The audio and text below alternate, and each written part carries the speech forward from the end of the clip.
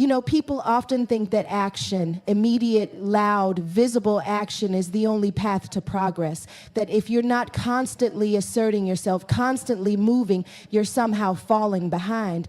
But that's not true. In fact, it's often in silence, in stillness, where the most profound transformations occur. And it's a difficult thing to understand, let alone accept, because silence, real silence, requires discipline. It requires restraint. It demands that you trust something deeper than the noise of the world. And that's terrifying. But here's the thing.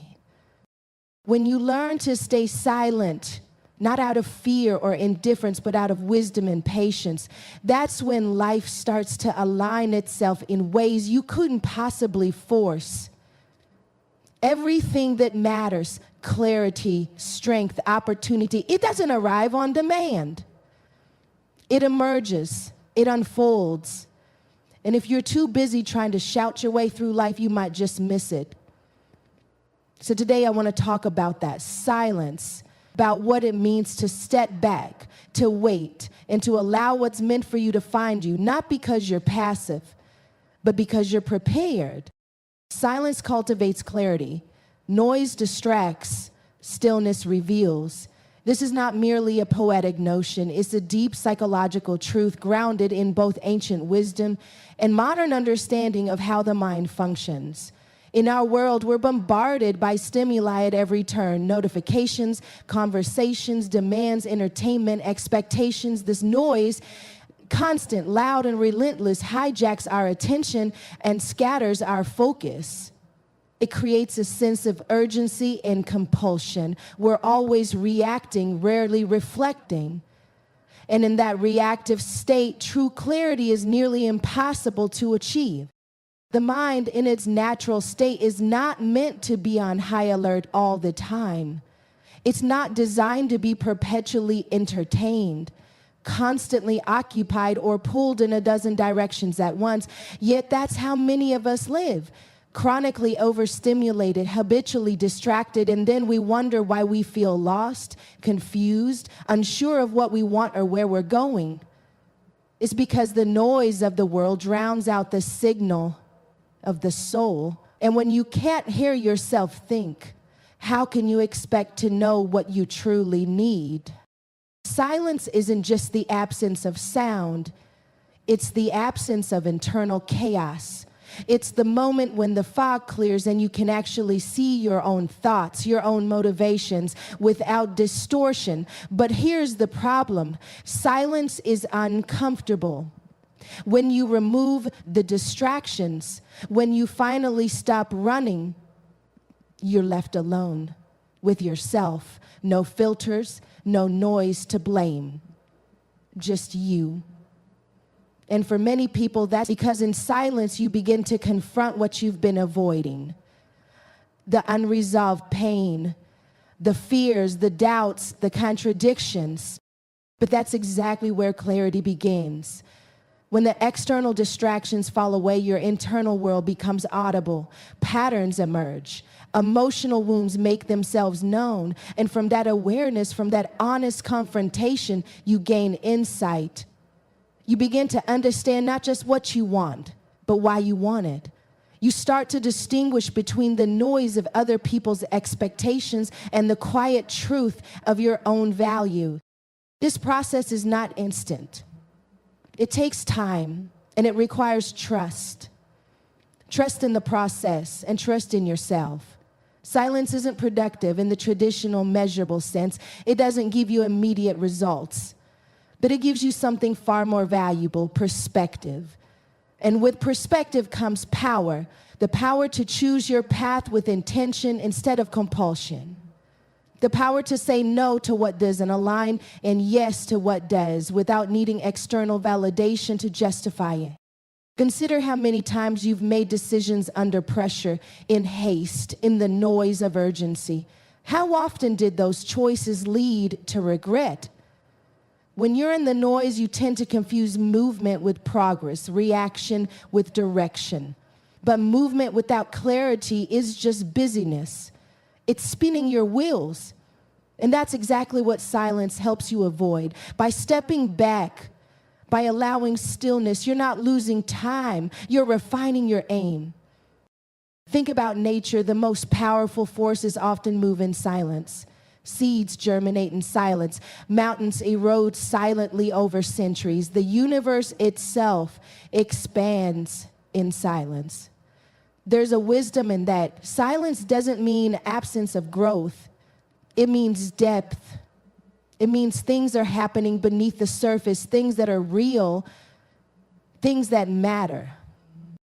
Now, culturally, we're conditioned to fear that silence. We're taught that if we're not talking, posting, doing, we're falling behind. But true leaders, true thinkers, true creators, they all understand the value of retreat.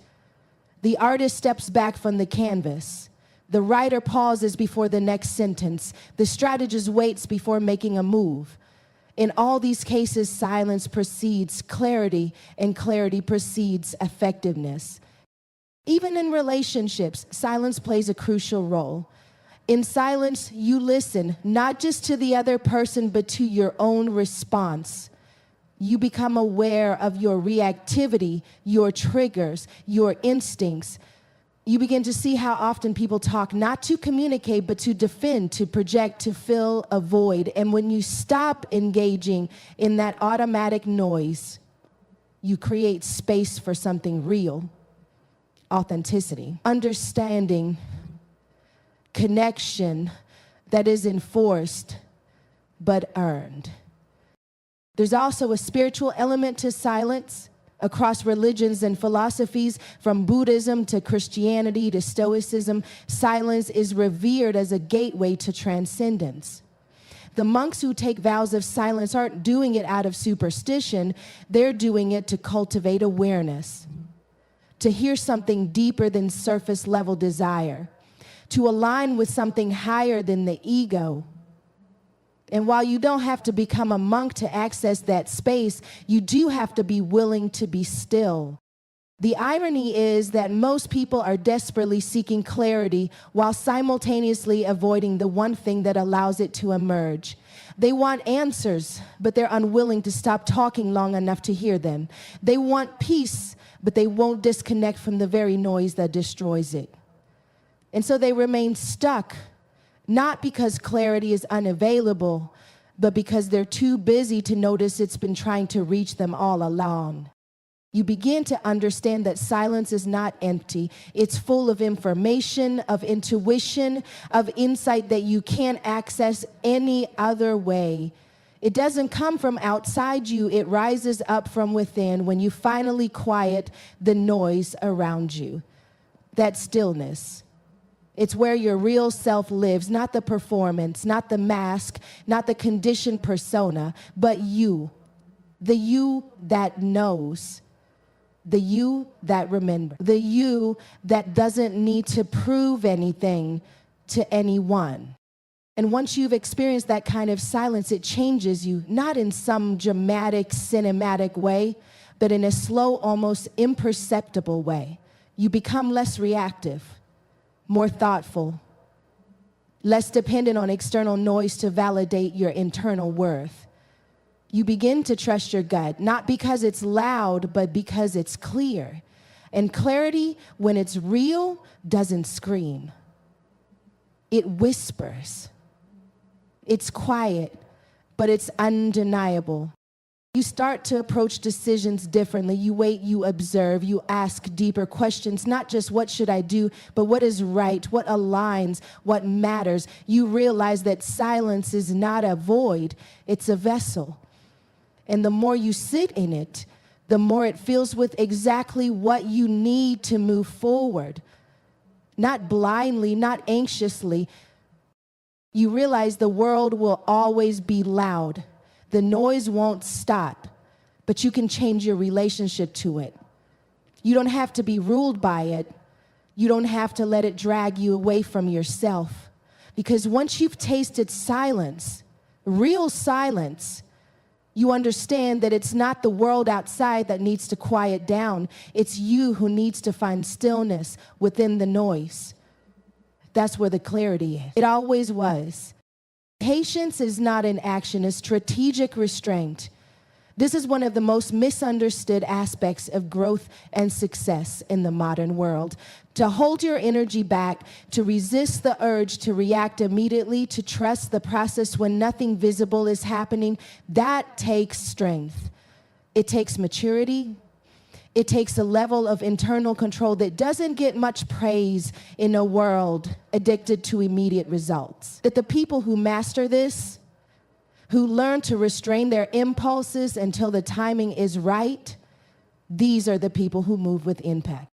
Think of a lion stalking its prey. It doesn't charge at the first sight of movement. It waits, it watches, it calculates. Every muscle is coiled, ready, but still.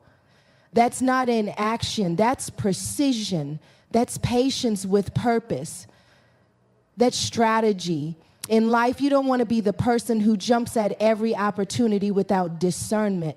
You want to be the one who understands that not every opportunity is worth chasing. That sometimes letting things unfold naturally allows you to step into the right opportunity, the one that fits not just your ambition, but your values and your vision. There's also a psychological resilience that comes with this kind of patience.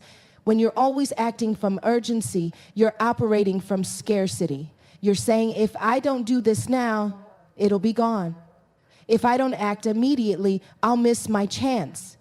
That mindset creates anxiety, tension, panic. But strategic restraint is built on abundance. It's the belief that the right things will come, and when they do, you'll be ready. That you don't need to grasp at everything just to feel secure. That you can let go of chasing and start choosing. To be able to choose, you have to wait. And waiting, when done with purpose, is a power move. It allows you to gather information, observe patterns, understand dynamics. It lets you watch how things evolve without inserting yourself too early. It lets others reveal their intentions while you hold your ground.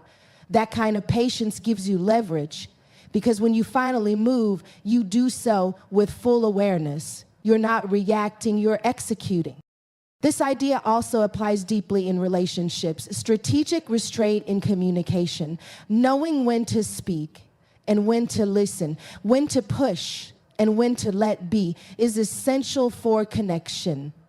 If you always respond instantly, emotionally, you leave no space for reflection. But if you can wait, if you can let the other person finish, if you can take a breath before replying, you bring wisdom into the exchange. You avoid saying things you'll regret. You make room for real understanding. That's not passivity. That's patience as emotional intelligence.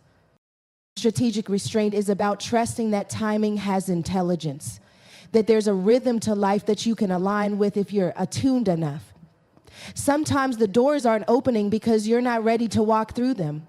Sometimes the pause isn't punishment, it's preparation. You're being shaped, tested, refined. You're being taught patience so that when the moment comes, you won't fumble it. You'll be steady, grounded, composed.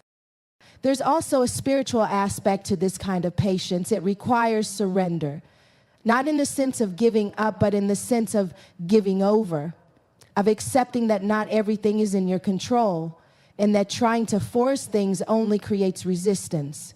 Strategic restraint involves releasing your grip, loosening your need to manipulate outcomes, and instead aligning your actions with the deeper flow.